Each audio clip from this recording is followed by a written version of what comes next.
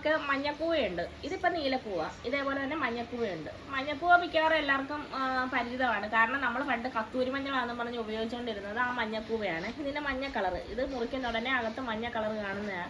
അത് മഞ്ഞക്കൂവയായിരുന്നു. അതെനിക്കറിയത്തില്ലായിരുന്നു. ഞാനിപ്പോൾ അറിഞ്ഞിട്ട് ഒരു 3-4 വർഷം ആയതേ ഉള്ളൂ. ഞാൻ കസ്തൂരി മഞ്ഞളല്ല, അത് മഞ്ഞക്കൂവയാണെന്ന് അറിഞ്ഞിട്ട്.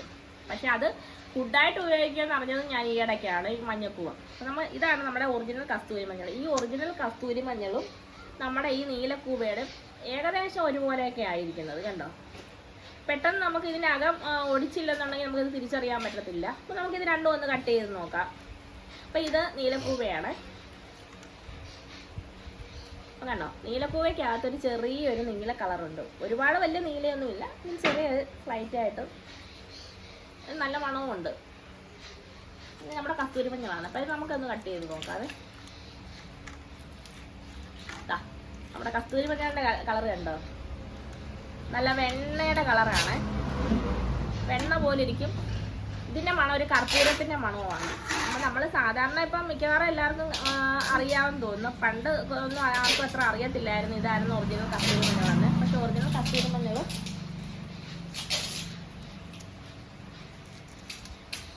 ഇതല്ലോ, ഇതാണ് ഒറിജിനൽ കസ്തൂരി മഞ്ഞൾ. ഇത് നമ്മുടെ വെണ്ണയുടെ നിറവുമാണ്.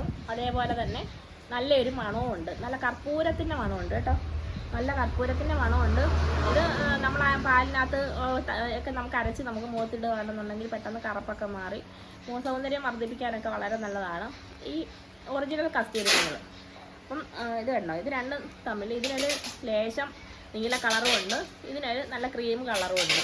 അപ്പം എങ്ങനെയാണ് നമ്മൾ കസ്തൂരി മഞ്ഞൾ തിരിച്ചറിയുന്നത്?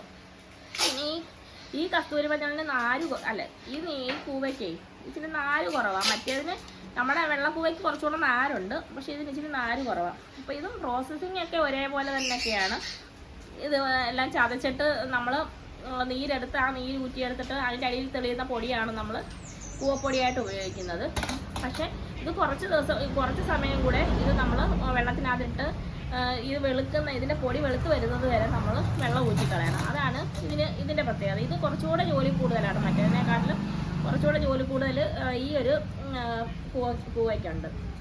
അപ്പം നമ്മുടെ നീലക്കൂവയും നമ്മൾ റെഡിയാക്കിക്കൊണ്ടിരിക്കുകയാണ്.